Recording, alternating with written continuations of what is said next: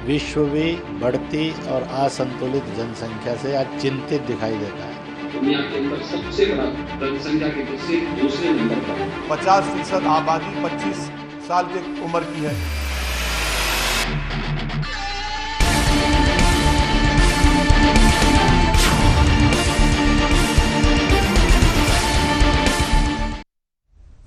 नमस्कार, सुदर्शन न्यूज में आपका स्वागत है। मैं हूं मुकेश कुमार और आप देख रहे हैं जवाब तो चाहिए।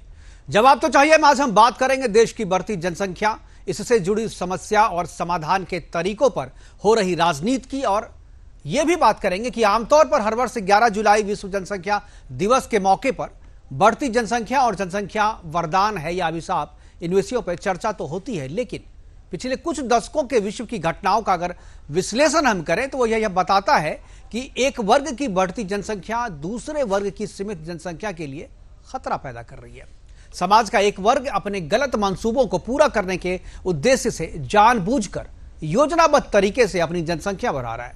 बेतहाशा बढ़ती जनसंख्या सामाजिक असंतुलन को तो पैदा कर ही रहा है, साथ में विश्व की शांति के लिए भी खतरा साबित हो रहा है। जो लोग कुदरत की देन और ऊपर वाले की मर्जी के नाम पर जानवरों की तरह अपनी जनसंख्या बढ़ा रहे हैं, उन्हीं की वजह से यह समस्या बड़ी होती जा रही है। आरएसएस प्रमुख माननीय सरसंघचालक मोहन भागवत जी ने कर्नाटक में आयोजित एक कार्यक्रम में बढ़ती जनसंख्या के प्रति चिंता व्यक्त करते हुए कहा कि सिर्फ खाना और जनसंख्या बढ़ाने का काम तो जानवर भी करते हैं। सिर्फ जिंदा रहना ही जिंदगी का उद्देश्य नहीं होना चाहिए, मनुष्य के कई और कर्तव्य होते हैं। मोहन भागवत जी के इस बयान पर अब प्रतिक्रियाएं भी आनी शुरू हो चुकी है। एआईएमआई सांसद असदुद्दीन ओवैसी इसे मजहबी बताते हुए एक वर्ग विशेष को टारगेट करने वाला बयान बता रहे हैं। ये प्रतिक्रियाएं भी हम आपको सुनाएंगे और साथ में यह भी चर्चा करेंगे कि एक वर्ग विशेष की बढ़ती आबादी दूसरे वर्ग के लिए समस्या बन जाए तो इसका समाधान कैसे करेंगे। क्या जानवरों की तरह बढ़ती जनसंख्या इंसान को जानवर की तरह ही हिंसक बना रहा है? क्या जनसंख्या नियंत्रण कानून के लिए अब समय आ गया है और जरूरी है कि जनसंख्या नियंत्रण कानून बने? करेंगे इन सब चीजों पे चर्चा और अपने मेहमानों से आपका परिचय कराएंगे, लेकिन सबसे पहले उस प्रतिक्रिया को देखते हैं जो कि मोहन भागवत जी ने दिया था। पहले उस बयान को देखते हैं, उसके बाद उस बयान के बाद जो प्रतिक्रियाएं आ रही है वो भी सुनाएंगे आपको, मेहमानों से फिर परिचय कराएंगे और चर्चा की शुरुआत करेंगे। मनुष्य के पास अगर बुद्धि नहीं होती तो man is the weakest animal of the earth. लेकिन एक कॉग्निटिव इंपल्स आया कभी उसके जीवन में, उसने उसका जीवन बदल गया, सर्वश्रेष्ठ बनाया। लेकिन केवल खाना पीना, प्रजा बढ़ाना, ये तो पशु भी करते हैं ना।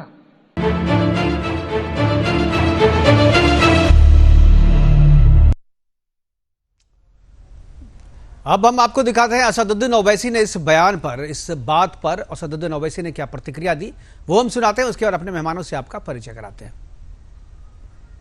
आप पॉपुलेशन से इम्बैलेंस कहां देख रहे हैं? आपको तो यह देखना चाहिए कि जो भारत की जो डेमोग्राफिक डिविडेंड है उसके लिए आपकी ऑर्गेनाइजेशन ने, जिस पार्टी को आपने सत्ता में लाया, उसने क्या किया 8 साल में? क्या पूरे विश्व में कोई देश ऐसा नहीं है जहां पर 50 साल से 50% आबादी 25 साल की उम्र की है, 60% आबादी 40 साल की उम्र की है? आपने उनको रोजगार क्यों नहीं दिया? 8% बेरोजगारी हो चुकी है भारत में। पूरे विश्व में सबसे ज्यादा बेरोजगार युवा अगर है तो भारत में है। इस पर बात करिए ना मोहन भागवत साहब। जिस पार्टी को आपने सत्ता में लेकर लाए हैं 8 साल से 60 लाख नौकरियां केंद्र सरकार में, और आज प्रधानमंत्री कहते हैं कि 2 साल में 10 लाख देंगे। भाई वो क्यों नहीं देंगे पूरे 60 लाख? आप पॉपुलेशन के बारे में बार बार आप बात करके एक समुदाय के खिलाफ नफरत आप पैदा कर, तो पॉपुलेशन की बात करके आप एक समुदाय से नफरत पैदा करने की बात करते हैं, ये आरोप है असदुद्दीन ओवैसी का। इसी पे करेंगे चर्चा। हमारे साथ कुछ मेहमान जुड़ गए हैं, सभी मेहमानों का स्वागत है। मनीष राय हैं हमारे साथ आरएसएस विचारक के रूप में, धर्मेंद्र सिंह जी हैं समाजवादी पार्टी की तरफ से, रमाकांत मिश्र है बीजेपी की तरफ से, और कांग्रेस की तरफ से रत्नेश मिश्रा जी हैं।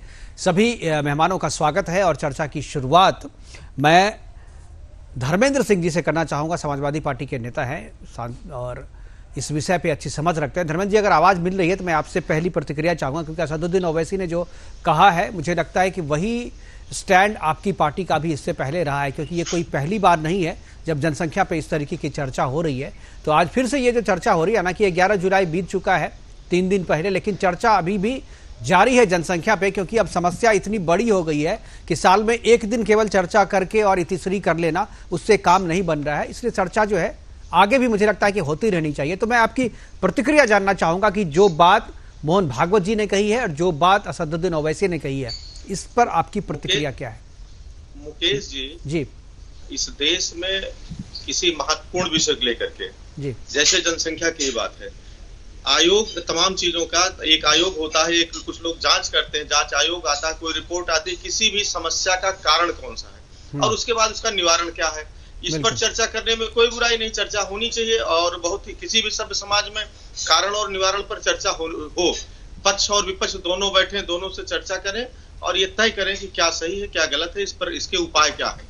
लेकिन दुख तब होता है कि इस देश को दो हिस्सों में बांटने के लिए, एक किसी जात विशेष या वर्ग विशेष को टारगेट करने के लिए, जिस तरह से अभी एक दिन को अभी एक आरएसएस के ही महानुभाव ने कहा शुक्रवार को पत्थरवार न बनाए और गला काट दिवस न बनाए, तो किसके लिए कह रहे हैं? उसी तरह मोहन भागवत जी ने जिस तरह जंगल से तुलना कर दी एक सभ्य समाज की, अच्छा होता कि बेरोजगारी पर चर्चा करते, महंगाई पर चर्चा करते, देश की आर्थिक स्थिति पर चर्चा करते और इस पर चिंता करते कि किस तरह हमारे दो पड़ोसी देश, चाहे बांग्लादेश उसके, चाहे ये श्रीलंका की क्या स्थिति है, पाकिस्तान क्या स्थिति है, इससे हम सबक सीख करके किस तैयारी से रहें कि हमको इन परिस्थितियों का सामना न करना पड़े। ज्यादा अच्छा होता इस पर चर्चा करते, लेकिन मोहन भागवत जी का बयान सरासर गैर जिम्मेदाराना है और इन सब सेंसिटिव मुद्दों पर जो देश से जुड़े हुए मुद्दे हैं, इस पर अगर चर्चा करनी चाहिए, भारत के प्रधानमंत्री को करना चाहिए। आबादी को लेकर के एक मुहिम से हुई, उत्तर प्रदेश के मुख्यमंत्री जी ने अभी बयान दिया 1-2 दिन पहले, मोहन भागवत जी ने दिया।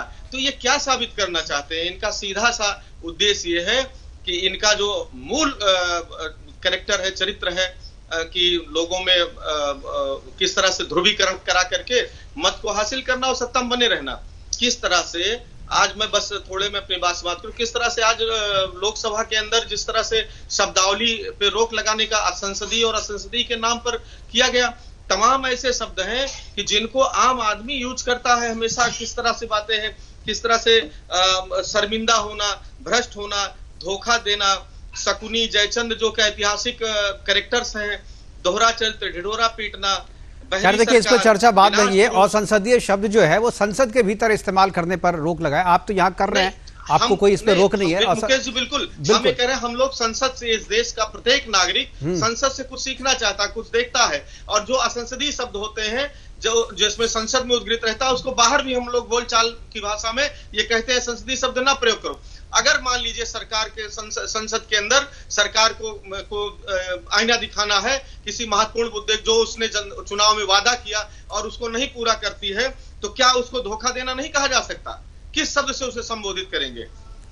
चलिए, इस पे चर्चा बाद में करेंगे। ये आज इस पे मैं विस्तार से चर्चा करूंगा। देखिए, अभी तो आप राम का नाम लीजिए, अब संसद के बाहर भी लीजिए, संसद के भीतर भी लीजिए, कोई रोक नहीं है। अच्छे अच्छे शब्दों का इस्तेमाल कीजिए। अगर किसी बुरे शब्द पे रोक लगा हुआ है, आपको वो अच्छा नहीं लग रहा है, तो उस पर चर्चा बाद में कर लेंगे। अभी जनसंख्या पे हम बातचीत कर रहे हैं और आप उसे समस्या भी बता रहे हैं, लेकिन उस पर चर्चा करना नहीं चाहते। आप इल्जाम लगा रहे हैं कि महत्वपूर्ण चर्चा से सरकार भाग रही है या बीजेपी भाग रही है, लेकिन आप भी तो भाग रहे हैं। आप जनसंख्या को महत्वपूर्ण मानते हैं, लेकिन जब चर्चा शुरू होती है तो आप संसद चले जाते हैं। तो सबके साथ होता है, सब अपने हिसाब से, अपने फायदे से चाहता है कि सब्जेक्ट हो, विषय उनके पसंद का हो, विषय वही चुना जाए जो उनके पसंद का हो, जिसपे उनकी पार्टी को राजनीतिक लाभ मिलता हो। जी, आपने अभी वही किया ना अभी आपने, धर्मेंद्र जी? नहीं मुकेश जी, मेरा कहना है कि सरकार ये बताए इस देश में जो तमाम समस्याएं हैं उसके मूल में क्या है और उस पर चर्चा। देखिए, हम लोग तो बचपन से पढ़ते आ रहे हैं कि जितनी भी समस्या है उसके मूल में जनसंख्या है। अर्थशास्त्र में अगर आप पढ़ते होंगे तो बचपन से आप भी एसएसटी में पढ़ते होंगे कि हर एक समस्या के मूल में जनसंख्या है। अब बढ़ती जनसंख्या, आतंकवाद के कारण भी जनसंख्या है, बेरोजगारी के कारण भी जनसंख्या है, महंगाई का कारण भी जनसंख्या है, और जितनी भी समस्याएं हैं उसके जड़ में अगर आप जाएंगे तो जनसंख्या सबसे बड़ी वजह बन के निकलती है। और इसीलिए आज हम इस पर चर्चा करने के लिए बैठे हैं। मनीष जी हमारे साथ हैं, आरएसएस विचारक है। मनीष जी, जो बात जो मोहन भागवत जी ने कहा है और जो प्रतिक्रिया अभी असदुद्दीन ओवैसी की तरफ से आई है और अभी जो धर्मेंद्र जी ने कही है, मैं आपकी टिप्पणी चाहूंगा और क्या कहना चाह रहे थे ये जरा सा बताइए लोगों को कि असल में वो कहना क्या चाह रहे थे, उनकी चिंता क्या थी। देखिए, परम पूज्य सरसंघ चालक जी ने जो चिंता व्यक्त की है वो भारत के इसके लिए हर एक नागरिक के लिए व्यक्त की है, क्योंकि धर्मेंद्र जी ने जैसे आज कहा तो मैं आज उनके ऊपर ये प्रश्न छोड़ जाता हूं, अगर एक कमाने वाला है और 5 खाने वाले हैं, मान लीजिए संख्या 7 हो गई तो क्या उनके घर का बजट नहीं बिगड़ेगा?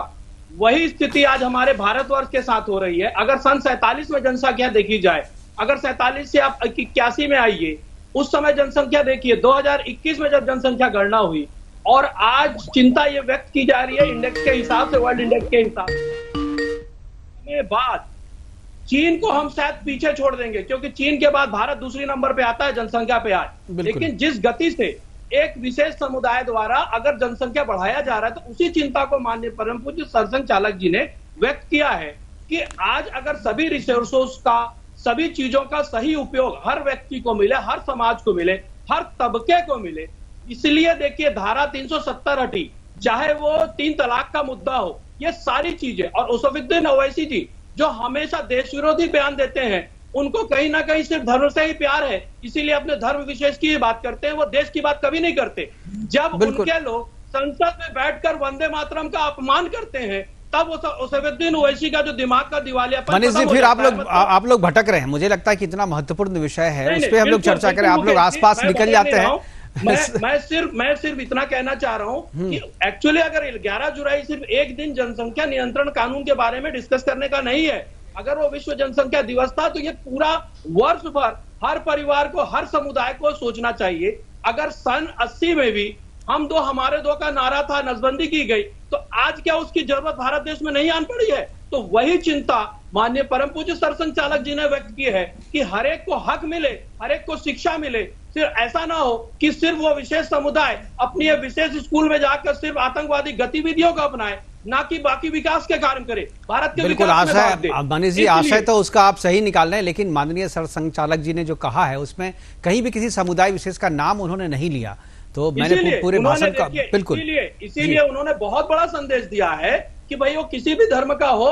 तो मेरा कहना है, अगर सरसंघ चालक जी ने भी कहा है तो एकदम सही कहा है, सिर्फ खाना और सिर्फ अपने बच्चे पैदा करना ये सिर्फ व्यक्ति और मनुष्य का कर्तव्य नहीं होता है, ना ही उसका जीवन का उद्देश्य होता है, क्योंकि इंसान की अपनी बुद्धि शक्ति होती है। इसीलिए वो 84 लाख योनियों के बाद इंसान के रूप में जन्म लेता है, तो ईश्वर की ये सबसे बड़ी देन है और उसको वो चरितार्थ करना चाहिए, ना कि जानवर की तरह पैदा करना। बिल्कुल मनीष जी, ठीक है, आशय जो था वो उस आशय पे आपने बात कर। रत्नेश मिश्रा जी हमारे साथ हैं, कांग्रेस के प्रवक्ता है। रत्नेश जी, आपकी पार्टी ने सबसे पहले जनसंख्या नियंत्रण पे हम दो हमारे दो का नारा दिया था, लेकिन अगर इस पे अमल किया जाता और खासतौर पे उस समुदाय को जिसको इंगित किया अभी मनीष जी ने भी, अगर उस पे अमल वो समुदाय करती तो आज हम ये इस सब्जेक्ट पे चर्चा नहीं कर रहे होते।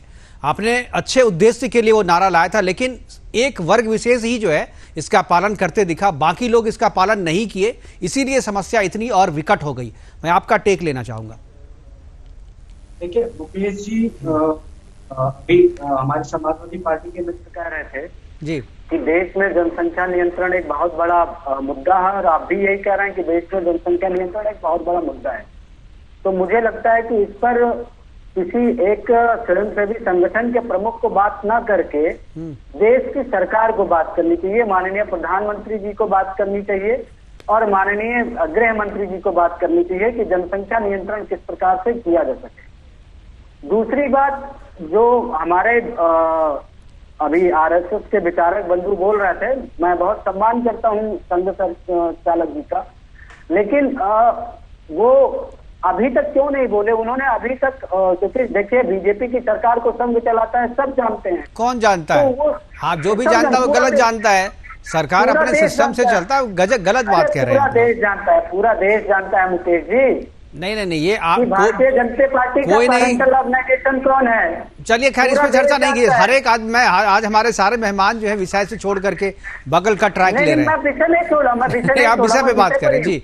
नहीं, मैं उसी से बात कर रहा हूँ, तो वो इसे किसी प्लेटफॉर्म पे कहने की अपेक्षा अगर वो माननीय प्रधानमंत्री जी को इस बारे में बोलते हैं कि आप जनसंख्या नियंत्रण बिल लेके आइए, तो शायद और अच्छा होता और एक अच्छा मैसेज जाता। दूसरी बात रही, ये काम आरएसएस का नहीं है जो आप कह रहे हैं, ये आरएसएस का काम नहीं है। ये अरे सुनिए तो, चलिए ठीक है, चलिए आप बात करें। लेकिन आप प्रधानमंत्री से नहीं बोलेंगे ये आपका काम नहीं है, कैसी बात करते हैं मुकेश जी। तीसरी बात मैं कह रहा था, देखिए किसी भी कानून को लेकर अगर आप किसी भी बिंदु पर कानून बनाने जा रहे हैं, तो मुझे लगता है कि एक लोकतांत्रिक राष्ट्र में उस कानून से प्रभावित होने वाले सभी हितधारकों से पहले बातचीत की जानी चाहिए, सबसे सुझाव मांगे जाने चाहिए, और एक लोकतांत्रिक राष्ट्र के लिए बहुत अच्छा है। और देखिए जनसंख्या नियंत्रण केवल भारत के लिए नहीं, पूरे विश्व के लिए एक बहुत बड़ा मुद्दा है, और हम चाहते हैं जनसंख्या नियंत्रण किया जाए। लेकिन इतने महत्वपूर्ण मुद्दे को किसी धर्म विशेष, किसी जाति विशेष के वर्ग के लिए बांट कर आप इस मुद्दे को कमजोर कर देते हैं। इस मुद्दे को एकजुट होकर और सबलता से उठाए जाने की देखिए, हर एक मुद्दे को देखने का अपना अपना नजरिया होता है। जिस नजरिए से आप देखते हैं जरूरी नहीं कि वो वही नजरिया सब अपनाए और उसी नजरिए से दूसरे लोग भी देखें। आपको उनका नजरिया सही नहीं लगता है, लेकिन आपका नजरिया उनको भी नहीं लगता है सही। हमारे साथ जो रमाकांत मिश्रा जी हैं, रमाकांत जी क्या आप कहेंगे? बीजेपी हालांकि प्राइवेट मेंबर बिल लेकर के आई थी राज्यसभा में, राकेश सिन्हा जी ने लाया था, लेकिन फिर उसे वापस ले लिया गया, उस पर आगे बात नहीं। लेकिन एक जनसंख्या नियंत्रण कानून की सख्त जरूरत है और इसके लिए सुदर्शन ने एक मुहिम भी चलाई थी और 20,000 किलोमीटर की यात्रा जो है उन्होंने निकाला था पूरे देश में, ऊपर से लेकर के नीचे तक, कन्याकुमारी से लेकर के कश्मीर तक यात्रा निकली थी। और आज भी हमारी मांग है, सुरेश चौहान के जी ने जो है इसे बहुत लंबा अभियान चलाया था और आज भी हम हर एक मौके पर इसके लिए मांग करते रहते हैं, प्रोग्राम करते रहते हैं, सरकार को सचेत करते रहते हैं, सरकार को बताते रहते हैं कि कितनी बड़ी समस्या है और इस समस्या के लिए कानून बनना कितना जरूरी है। इसके लिए सुझाव भी देते हैं, एक ड्राफ्ट भी हम लोगों ने बना करके दिया है। मैं आपसे जानकारी चाहूंगा कि क्या आपको लगता है इस बयान के बाद से, अब चूंकि अब सरकार को करना है, सरकार आपकी है और चाहेगी अगर सरकार तो कभी भी जो है किसी भी लोकसभा में या राज्यसभा में बिल को इंट्रोड्यूस कर देगी, कानून बना देगी। क्यों नहीं कानून बनाया जा रहा है? इतना सब चीज होने के बावजूद समस्या की बात तो करते हैं, लेकिन समाधान के लिए जो कानून बनना चाहिए वो बन क्यों नहीं रहा है? देखिए मुकेश जी, निश्चित तौर पर आपके चैनल को साधुवाद, जो कि हमेशा से ही जनसंख्या नियंत्रण को लेकर के और जनसंख्या जिस तरह से भारत के अंदर में एक कहेंगे जो कि सुरसा के मुंह की तरह फैलाव एक पूरी तरह से हम देख रहे हैं, उस तरह से अगर देखेंगे तो निश्चित तौर पर आपके चैनल हमेशा से इस मुहिम को चलाती रही है और आपके चैनल को बहुत बहुत साधुवाद। रह गई बात यहाँ पर भारत के जो भौगोलिक अगर दृष्टिकोण से देखेंगे या हम देखेंगे, जो कि यहाँ पर अभी धर्मेंद्र जी कह रहे थे, कुछ ऐसे शब्द उन्होंने कहा था जो कि सभ्य समाज, मैं कह रहा हूँ जो कि विपक्षी पार्टियों ने कहाँ पे सभ्य समाज को छोड़ा। मैं तो कह रहा हूँ इनके ऊपर प्रश्न चिन्ह इसलिए लगा रहा हूँ कि खास करके जो समाज को सभ्य होना चाहिए, एक सामाजिक जिम्मेदारी होनी चाहिए। आज अगर मोहन भागवत जी ने कहा है तो उसमें कोई गलत नहीं कहा है, उन्होंने ये कहा है। और यहाँ पर मैं मनीष जी की राय से भी बिल्कुल सहमत हूँ, जो उन्होंने कहा है जो कि एक कमाने वाला अगर 6 खाने वाला हो जाए तो निश्चित तौर पर आपके जो है सो बजट बिगड़ जाएंगे। और इसी बात को लेकर के उन्होंने भी इस संदर्भ में, भागवत जी ने इस संदर्भ में कहा कि अगर जो कोई इस चीज को नहीं समझ रहा है, जैसे हम देखते हैं समाजवादी पार्टी के सांसद है हमारे फर्क साहब कहते हैं, जो वो कहते हैं कि नहीं ये तो किसी और की देन है, भगवान जब किसी को जन्म देता है तो उसको जो है सो खाने के लिए जो है सो पहले से ही भेज देता है। ये सब सारी समस्याओं का जड़ है। देखिए इसमें व्यापक चर्चा तो जरूर होनी चाहिए, लेकिन व्यापक दृष्टिकोण भी अपनानी चाहिए। आज अगर हम देख रहे हैं जो कि विश्व के अंदर में 8 अरब के करीब जनसंख्या होने जा रहा है, निश्चित तौर पर 140 करोड़ तो भारत के अंदर में है। आज आप जिस तरह से जो भौतिक दोहन कर रहे हैं, आप जिस तरह से पर्यावरण का दोहन कर रहे हैं, आज हम देख रहे हैं जो कि बाढ़ की स्थिति, हम ऐसा बाढ़ की स्थिति पहले ऐसे नहीं देखते थे। जिस तरह से हम लोगों को तो ये पता है जो किसान ने केवल मात्र बादल देख करके अपने धान के बीज को उखाड़ लेता था और जाकर के धान, बिल्कुल सारी बातें थी गांव के अंदर में। लेकिन आज अगर हम देख रहे हैं जिस तरह से भौतिक दोहन हो रहा है, निश्चित तौर पर आज ये सारी चीजें बिगड़ गई है। रह गई बात कांग्रेस की, कांग्रेस जी ने हम दो हमारे दो का नारा तो जरूर दिया था मुकेश जी, बिल्कुल, लेकिन इसका जो क्रियान्वयन हुआ था, इसका जो इम्प्लीमेंटेशन हुआ वो गलत तरीके से हुआ। और मैं इसके ऊपर में प्रश्न चिन्ह जरूर लगाऊंगा, क्योंकि जो परिवार नियोजन की बात थी वो निश्चित तौर पर बहुत अच्छा था, लेकिन जिस तरह से घर से पकड़ करके पुरुषों को लाया जाता था और ला करके उसका परिवार नियोजन किया करवाया जाता था। ये सब सारी जो इम्प्लीमेंटेशन थी, ये प्रक्रिया बहुत ही गलत थी और जिसके चलते मुझे पता है जो सुदूर गांव में जो व्यक्ति रहते थे, जो जनता रहती थी, जो नागरिक रहते थे, वो भाग जाते थे, मतलब 10-10 दिन तक घर नहीं वापस आते थे। बिल्कुल, ये सब सारी समस्याएं थी। निश्चित तौर पर व्यापक दृष्टिकोण के साथ व्यापक चर्चा होनी चाहिए, क्योंकि जिस तरह से हम लोग भारत के अंदर में हमारे पास जो लिमिटेड रिसोर्सेज है हमारे रेवेन्यू के, और जब हम देखते हैं कि आज अगर हम 180 करोड़ या 190 करोड़ अगर हम फ्री वैक्सीन की बात करने लगते हैं, राशन की बात करने लगते हैं, तो निश्चित तौर पर ये सब दिखाता है कि आज अगर हमारे पास जनसंख्या अगर नियंत्रण होता तो इस तरह की बातें, या भारत सरकार के पास, मैं कह रहा हूं सरकार किसी का भी हो। रमाकांत जी बिल्कुल सही कह रहे हैं रमाकांत जी, लेकिन समस्या यहाँ पर ये नहीं है कि केवल जनसंख्या समस्या नहीं है। समस्या ये है कि टारगेटेड जो है एक मंसूबे को लेकर के एक खास वर्ग जो है अपनी जनसंख्या बढ़ा रहा है। अगर एक कमाने वाला है, 5 खाने वाला है, तो बहुत कोई ज्यादा दिक्कत नहीं है। भारत बहुत बड़ा देश है, समृद्ध देश है, खिला सकता है। लेकिन उनके मंसूबों का क्या करें? जो केवल खाना ही नहीं चाहता बल्कि आतंक भी फैलाना चाहता है। वो चाहता है कि हम देश पे राज कर ले, हम देश अपने पास अपनी मुट्ठी में रख ले, संसाधन पे मेरा अधिकार हो जाए। ये जो मंसूबे हैं, मंसूबों को लेकर के ज्यादा चिंता है। तो क्या आपको लगता है कि जनसंख्या जो बढ़ रही है वो केवल बढ़ती हुई जनसंख्या नहीं, लेकिन एक टारगेट को लेकर के जनसंख्या बढ़ाना ये ज्यादा खतरनाक है? रमाकांत जी। जनसंख्या बिल्कुल मुकेश जी, और मैं कह रहा हूं जिस तरह से आगे यहाँ पर अब धर्म विशेष का लोग करने लगते हैं, लेकिन मैं कह रहा हूं उन समाज का जो समझने की कोशिश नहीं करते हैं, जो कहते हैं कि नहीं ये तो ईश्वर की देन है, ये तो पहले अब जन्म दे देते हैं, उससे पहले वहां पर खाना उनका तैयार मिलता है बच्चों का। ये जो समाज है, जो इस तरह के जो समाज हैं, इस तरह के जो व्यक्ति हैं, उनके लिए भागवत साहब ने उस चीज को कहा है। और मुझे लगता है जो कि ये बहुत अच्छी बात कही है, सही बात है, जो कि आज अगर हम देखेंगे तो जानवर बच्चे पैदा करते हैं, उनको क्या पता जो कि हम किस तरह से उसको भोजन दिलवाएं ना दिलवाएं। इस तरह की बातें जो है सो सभ्य समाज में होती रहनी चाहिए। व्यापक चर्चा, व्यापक दृष्टिकोण बिल्कुल अपनानी चाहिए। मैं सभी विपक्षी पार्टियों से कहना चाहूंगा, एक सुर में जनसंख्या नियंत्रण के बारे में बात होनी चाहिए और इसमें आप धर्म विशेष को न ढूंढे। जी धर्मेंद्र जी, आवाज आ रही है आपको? बिल्कुल आ रही। बिल्कुल वही सवाल मेरा आपसे भी कि क्या केवल जनसंख्या बढ़ना केवल समस्या है, या जनसंख्या जो है किसी खास मंसूबों को लेकर के बढ़ना ये ज्यादा बड़ी समस्या है? देखिए, सबसे महत्वपूर्ण है, आदरणीय रमाकांत जी जो कह रहे थे, मैं उनकी बात से सहमत हूँ। लेकिन आज जो, जैसा अभी आपने भारतीय जनता पार्टी प्रवक्ता को आप सुन ही रहे थे, उन्होंने कहा एक वर्ग विशेष जो है जनसंख्या बढ़ा रहा है। शायद इन्होंने अध्ययन नहीं किया है। जब हम लोग पढ़ते थे आबादी जनसंख्या के कारण होने वाली समस्याएं और क्या जनसंख्या ज्यादा होने के बाद क्या दिक्कत, उसमें सबसे प्रमुख कारण रहता था कि अशिक्षा और गरीबी। रमाकांत जी मैं आ जाऊंगा आपके पास, रमाकांत जी मैं दोबारा आ जाऊंगा आपके पास, एक बार इनको बोलने दीजिए। जी धर्मेंद्र जी। अशिक्षा और गरीबी दो ऐसे प्रमुख कारण है जिससे जो है जनसंख्या का विस्फोट तेजी से होता है। आज जरूरत थी, वो क्या इतने सालों में जब से आई है, मान लीजिए कांग्रेस ने क्या किया नहीं किया उसको मैं नहीं जाना चाहता हूँ।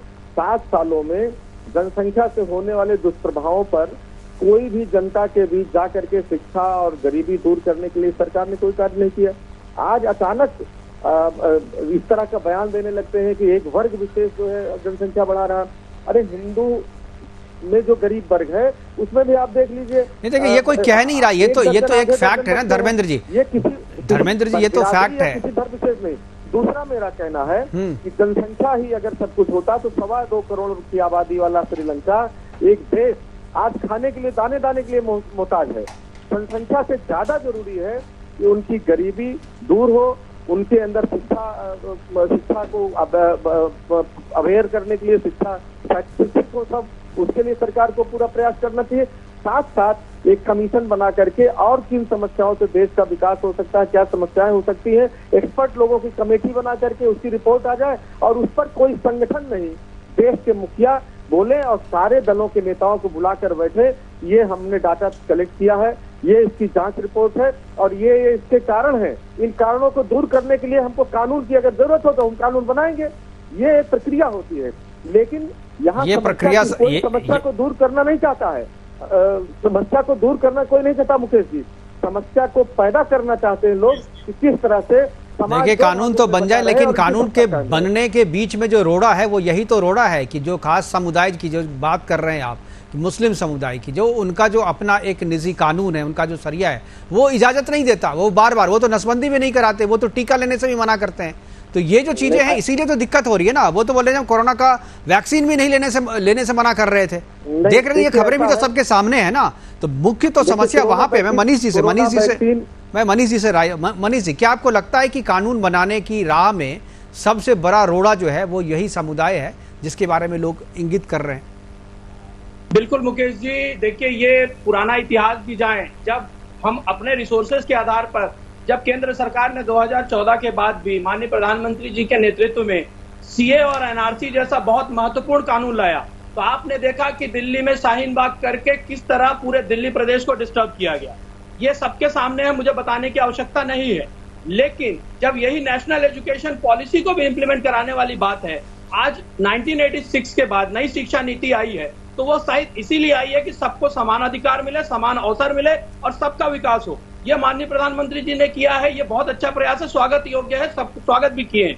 लेकिन जब भी देश के हित में बात होती है कि भाई आज अगर कॉमन सिविल कोड लॉ की जरूरत है, जनसंख्या नियंत्रण कानून की जरूरत है, तो फिर सिर्फ इस विशेष समुदाय को ही दर्द क्यों होता है? यह मेरा सबसे बड़ा यह प्रश्न है कि भारत देश में सिर्फ यह बयान देने उसैदुद्दीन ओवैसी जैसे लोग ही क्यों सामने आते हैं और सिर्फ भड़काऊ बयान क्यों देते हैं, देश में अस्थिरता और अशांति क्यों पैदा करते हैं? तो मेरा कहना है, अगर प्रधानमंत्री जी और कोई भी, अगर हमारा सामाजिक संगठन आरएसएस भी देश के लिए परम पूज्य सरसंघचालक चिंता व्यक्त कर रहे हैं, तो उसका स्वागत करना चाहिए कि वो देश के विकास में सबको ये संदेश देना चाहते हैं कि सबको समान अवसर मिले और सबके बच्चे पढ़े लिखे और सब बड़े बने। ये इसलिए ये बयान दिया गया और चिंता बिल्कुल जायज है मुकेश जी। बिल्कुल। रत्नेश जी, अभी जो जनसंख्या एक समुदाय को लेकर के आपत्ति की जा रही कि भाई एक समुदाय विशेष का नाम लिया जा रहा, अभी आपको याद होगा अभी पीएफआई का मामला चल रहा है। पीएफआई ने कहा है, संदेश दिया है अपने समाज को कि अगर 10% आबादी भी हमारी बात मान ले, यानी जो मुस्लिम आबादी है 10% आबादी भी उनकी बात मान ले, तो संसाधन पे और संस्था पे उनका कब्जा हो जाए, इसलिए अपनी जनसंख्या बढ़ाइए। तो आपको इसके बाद भी क्या लगता है कि ये टारगेटेड जनसंख्या बढ़ाना, गलत मंसूबों को पालते हुए जनसंख्या बढ़ाना और देश पे नियंत्रण करने की साजिश करने के लिए, समाज पे और संगठन पे और सिस्टम पे कब्जा करने के लिए जनसंख्या बढ़ाना, क्या आपको लगता है कि ये सही है और इसका समर्थन किया जाना चाहिए पॉलिटिकली? क्या आपको लगता है कि ये समय आ गया है कि अब उस समुदाय को भी समझने की जरूरत है और जो नहीं समझे उसके ऊपर कड़ाई से लागू करने की जरूरत है? मुकेश जी, मुझे चीज बताएगा पीएफआई का ये बयान कब आया? आपके हाथ में मोबाइल है, आप एक बार गूगल कर लीजिए। कल ये आया है मेरे हिसाब से। अगर आपको लगता है कि नहीं कल नहीं आया, परसों आया है या बाद में आया है, तो आप इसको कर लीजिए। अब और एक चीज और बताता हूँ, और गूगल कर लीजिए। मैं गूगल कर रहे हैं तो और कीजिए, क्योंकि आप लोग गूगल पे ही सारी चीजें करते हैं ना। 2007 में मैं एक और इनपुट देता हूं, उसको भी गूगल कीजिए आप। 2007 में कश्मीर विश्वविद्यालय में ज़कात फाउंडेशन ऑफ इंडिया ने जो है एक कश्मीर रेनेसां पर एक सेमिनार किया था और उसमें भी यही बातें कही थी जो आज पीएफआई दोहरा रहा है। आप उसको भी देख लीजिए, उसकी वेबसाइट पे भी रखा हुआ है। नहीं है तो मैं आपको भेज दूंगा पीडीएफ उसका। मुझे हाँ, जो मैंने कुछ पूछा तो उसका उत्तर मुझे मिल गया जी। अगर आप इस स्टेटमेंट को देशद्रोह मानते हैं या देश के, मैंने देशद्रोह की बात कहाँ करी? मैंने देशद्रोह की बात तो नहीं की।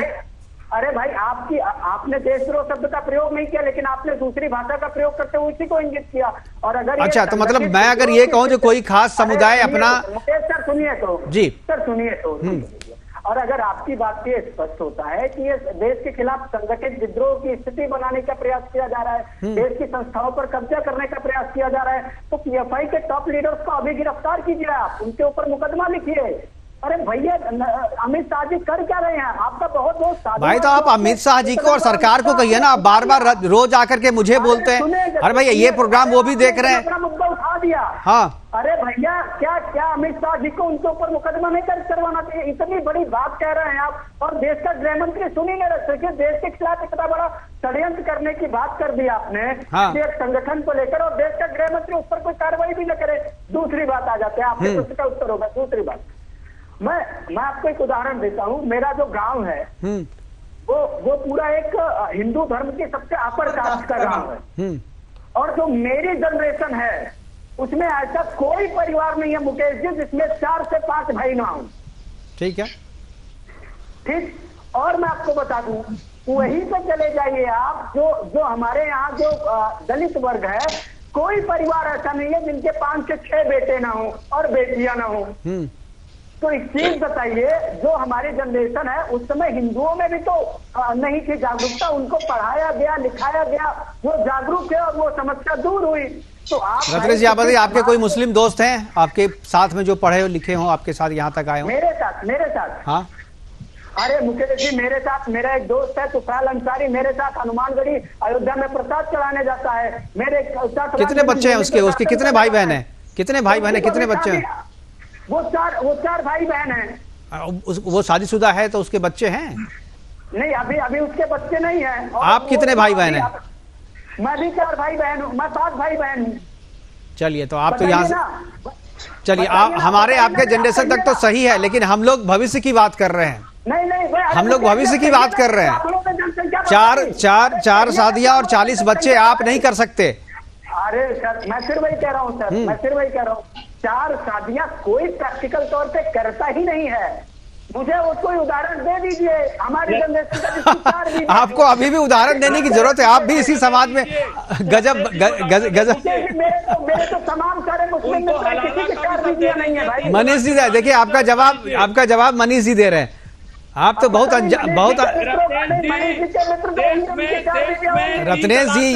रत्नेश जी जितना भोला आप बन रहे हैं यहाँ पे, उतने भोले आप हैं नहीं, आपको पता सब है। या तो आप कान या आंख बंद करके रखते हैं, शायद आपको दिखाई नहीं देता। अरे महोदय, मैं अयोध्या में पला बड़ा हूँ, बताइए वहाँ कान और आंख बंद रह सकती है? अरे अयोध्या में तो सबसे ज्यादा जनसंख्या ने कब्जा किया हुआ है। जिस जनसंख्या की हम बात कर रहे हैं, रामनगरी अयोध्या में किसका जनसंख्या क्या है, वहाँ की डेमोग्राफी क्या है? और सब जगह देख लीजिए किस तरह के जनसंख्या बढ़ाई गई है। मनीष जी ने कहा, अरे मनीष भाई सुन लीजिए भाई साहब, सुन लीजिए। मनीष जी ने कहा कि मेरे कान और आंख बंद होंगे। अरे कैसी बात कर रहे हैं? मैं सुबह जब 4 बजे उठता था तो हे राम और हनुमान चालीसा की धुन मेरे कानों में जाती थी, मेरे कान कैसे बंद हो सकते हैं? मैं सुबह जब निकलता तो हनुमानगढ़ी और राम जन्मभूमि दर्शन करके आता था, मेरी आंख कैसे बंद हो सकती है? आप तो कह रहे हैं कि मेरे क्या बात है, भगवान राम की बात की है रत्नेश जी, आपको साधुवाद। मतलब आपने भगवान राम और हनुमान जी की बात की है, साधुवाद है, लेकिन उसके बाद भी आप अगर ऐसे चीजों का समर्थन कर रहे हैं तो ये डेफिनेटली मुझे लगता है ये स्वीकार नहीं है। विचारधारा का पोषण करने लगे। आपको प्रभु श्री राम और हनुमान की क्या स्थिति पर नकार दे रहा है बैठ के? बताइए कैसे बात कर रहा है? ये इन्होंने कब इनकार किया भाई? की बात कर रहे हैं, साधुवाद है, मैंने कहा साधुवाद है। इन्होंने अभी इनकार किया। इसलिए बताइए, मैंने जो बात कही कि जिसके कान में सोते वक्त राम का नाम जाता हो, जगते वक्त राम का नाम जाता हो, उसके कान कैसे बंद हो सकते हैं भाई? उसके बाद भी आपको 4 शादियां वाले लोग दिखाई नहीं दिए रत्नेश जी, उसके बाद भी आपको 4 शादी वाले लोग नहीं दिखाई दिए। अरे भाई साहब, कैसे बात कर रहे हैं? कैसे बात कर रहे हैं? आप अयोध्या में तो आप क्या कहते हैं कि अयोध्या में राम धुन नहीं बजती? पूरे अयोध्या में बजती है। मेरा प्रश्न सिर्फ आपसे इतना है रत्नेश जी, क्या आपको 4 शादियां वाले लोग मथुरा में, आपको अयोध्या में, लखनऊ में कहीं दिखाई नहीं दिए? सिर्फ इस बात का जवाब दे दीजिए। देखिए, जितने लोगों को मैं जानता हूँ किसी व्यक्ति की 4 बीवियां नहीं है। अब आपके मित्रों की होंगी तो मैं कुछ कह नहीं सकता। बता दीजिए भाई, इनके कोई मित्र नहीं है। चलिए, अच्छी बात है, आप जहाँ रह रहे हैं वो अच्छी जगह है, लेकिन कितने दिन तक वो अच्छी जगह रहती है? मैं उम्मीद करूंगा, मैं दुआ भी करूंगा, मैं प्रार्थना भी करूंगा भगवान से कि भाई वो जहां आप रह रहे हैं वहां पर जगह अच्छी बनी रहे, जहां जैसी अभी है वैसी ही रहे। रमाकांत जी, क्या आपको लगता है कि जनसंख्या बढ़ाने के लिए खास समुदाय जो है वो, जैसा कि रत्नेश जी कह रहे हैं कि नहीं ऐसा कुछ नहीं है, हिंदुओं में भी जो है इसी तरीके के बच्चे होते हैं, लेकिन नेक्स्ट जनरेशन की बात नहीं कर रहे हैं? रमाकांत जी, देखिए मुकेश जी, यहाँ पर देश के अंदर में जनसंख्या नियंत्रण निश्चित है जो कि यहाँ पर आना चाहिए, और ये देश की समस्या है, ये बिल्कुल इसमें कोई दो मत नहीं है, जो कि देश की एक बहुत बड़ी समस्या है जनसंख्या वृद्धि। आज अगर हम देख रहे हैं जो कि निश्चित तौर पर कुछ दिनों के बाद अगर हम चाइना को अगर पीछे छोड़ने की हम कोशिश करेंगे, और एक वर्ग जहां पर बार बार हम लोग कहते हैं ना एक वर्ग, मैं कह रहा हूं वहां पर जिस तरह से बातें आती है, जिस तरह से स्टेटमेंट आता है, अभी आपने देखा जो कि योगी जी ने क्या कहा था, वहां पर एक व्यापक जागरूकता अभियान की जरूरत है। जिससे ये समझ में आया जो जनसंख्या नियंत्रण एक क्या मतलब कितना जरूरी है इस देश के लिए, और निश्चित तौर पर ये होना चाहिए। और जहां पर एक वर्ग की मैं अभी मैं कह रहा था जो कि एक वर्ग की बात हम कर रहे हैं, वहां पर इस तरह की जागरूकता न होने के बावजूद वहां पर हम लेकिन बार बार हम लोग एक वर्ग कह रहे हैं, सीधे मुस्लिम वर्ग क्यों नहीं कहते भाई? क्योंकि अगर आप कह रहे हैं कि वहाँ शिक्षा है, वहां पर विकास नहीं हो रहा है, वहाँ की लोगों की जो सोच है वो मुकेश जी देखिए, एक वर्ग की बात अगर कह रहा हूँ ठीक है, एक वर्ग की बात कर रहा हूँ, लेकिन मैं कह रहा हूँ मुस्लिम समुदाय के जो सांसद है वर्ग साहब, अभी समाजवादी पार्टी के सांसद हैं, उनका जिस तरह से स्टेटमेंट आता है, ओवैसी साहब का जिस तरह से स्टेटमेंट आता है, तो क्या समझा जाए इस चीज को, क्या समझाया जाए? क्या इस चीज को इनको नहीं पता जो कि देश की जनसंख्या वृद्धि जो है कितनी बड़ी समस्या है? ये निश्चित तौर पर ये बहुत बड़ी समस्या है, और जिस तरह से हम लोगों ने पर्यावरण का दोहन करके इस देश को हम लोगों ने कहां पीछे मैं आऊंगा रत्नेश जी, धर्मेंद्र जी, दोनों जी से एक है, जो जिस समस्या के लिए पूरा देश जिसको जिम्मेदार मानता है, जनसंख्या को जिम्मेदार मानता है, क्या आपको लगता है आपके हिसाब से वो चीजें जिम्मेदार नहीं है जनसंख्या? मान लीजिए अगर किसी का विकास अशिक्षा है, अशिक्षा के लिए जनसंख्या जिम्मेदार है, तो क्या मुसलमान अगर अशिक्षित हैं तो क्या उसमें मुसलमानों की बढ़ती जनसंख्या जिम्मेदार नहीं है? क्या आप उसको नहीं मानते धर्मेंद्र जी? सबसे महत्वपूर्ण दो बातें हैं। अभी मनीष जी एक वर्ग विशेष से अब मुस्लिम समुदाय के लिए बात कर रहे थे। पहली बात तो इनके सबके मन से ये बात निकल जाना चाहिए कि मुस्लिम समुदाय कहीं साया हुआ है। मुस्लिम समुदाय भी उतने ही बड़े हिंदुस्तानी है और देश के निवासी है, नागरिक है, जितने बड़े आप हैं। ये चीज मत स्वीकार देना चाहिए किसी पर्टिकुलर विशेष जगह। तमाम हम अभी व्यक्तिगत आप चर्चा कर रहे थे, हमारे सैकड़ों साथी हैं जो उस वर्ग से ताल्लुक रखते हैं, वो शहरी लोग हैं, पढ़े लिखे लोग हैं, सबको एक दो से ज्यादा बच्चे नहीं हैं। वो खुद चूंकि पारिवारिक जो अब संगठन होता जा रहा है, माइक्रो फैमिलीज कॉन्सेप्ट आता जा रहा है, शहरीकरण होता जा रहा है, महंगाई का दौर है, उससे ज्यादा बच्चों को न अच्छी शिक्षा दे सकते हैं, अच्छे से पढ़ा नहीं सकते हैं, किस घर में रखेंगे? तो ज्यादातर जो ये सबसे बड़ी समस्या ये अशिक्षा है और गरीबी है। दूसरी बात मैं कह रहा हूं, इस देश के नेतृत्व को जो पिछले काफी दिनों से सत्ता में बैठे हुए हैं, अभी चर्चा कर रहे थे ये कानून लाया वो कानून लाया। भाई कानून जो लाइए जिससे संबंधित स्टेक होल्डर से बात करके लाइए। किसानों से बात किया था, किसान 900 किसान वहां मर गए और कितने साल सड़कों पर कितने। फिर आप उधर चले गए सर फिर आप उधर चले गए। जनसंख्या में बात करें ना, जनसंख्या में बात करते हैं ना, किसानों पे कितनी बार बात कर ली हमने, किसानों पे बहुत बात कर ली। अभी आप कह रहे थे कि मुसलमानों में भी एक दो बच्चे ही। मैं कह रहा हूँ सच्चर कमेटी नहीं एक मैं आपको फैक्चुअल बात कर रहा हूँ। सच्चर कमेटी की जो रिपोर्ट है उसमें ये बताया गया है कि जनसंख्या जो है उनकी जितनी उस हिसाब से उनका विकास नहीं हुआ है, मुसलमानों का जो चीज़ मिलना चाहिए वो नहीं हुआ, और उसकी एक वजह जनसंख्या भी है, उन्होंने बताया है इसको। तो क्या आपको जी मैं कह रहा हूँ, मैं आपके माध्यम से देश की सरकार से कहना चाह रहा हूँ, ठीक है सच्चर कमेटी की रिपोर्ट में जनसंख्या को बताया गया है, मुस्लिम आबादी में शिक्षा कमी है, लेकिन आज मैं आपसे यहाँ बैठे हुए दावे कह रहा हूँ कि देश के गृह मंत्री जी गरीब इलाकों में, हिंदू इलाकों में भी सर्वे करा लें, वहाँ भी यही समस्या मिलेगी, वहाँ भी आबादी नहीं। लेकिन कानून देखिए मिले समस्या है, लेकिन समस्या ये नहीं है। देखिए कानून बनाने की राह में जो रोड़ा है ना, हम उस पर बात कर रहे हैं ना, क्योंकि अगर किसी हिंदुओं ने तो आकर के नहीं कहा कि भाई कानून मत बनाइए, विरोध कौन कर रहा है? मुस्लिम समुदाय कर रहा है कि नहीं भाई हमें तो भाई ऊपर वाले की मर्जी है, हम तो भाई ऊपर कुदरत की देन है, वो हमें उसको नहीं रोक सकते। तो वो कुदरत की देन पे समस्या है ना जी, कुदरत की देन मत मानिए ना, कुदरत की देन है। आप कहीं भी बच्चा पैदा होता है, कहीं भी जनसंख्या बढ़ती है, तो बोझ हमको आपको सबको मिलकर उठाना पड़ता है, ये बात आप समझ लीजिए। नहीं बिल्कुल मुकेश जी, सबसे पहले तो आबादी समस्या है, इसके पहले जान लीजिए जो सरकार है उसका मिसमैनेजमेंट समस्या है।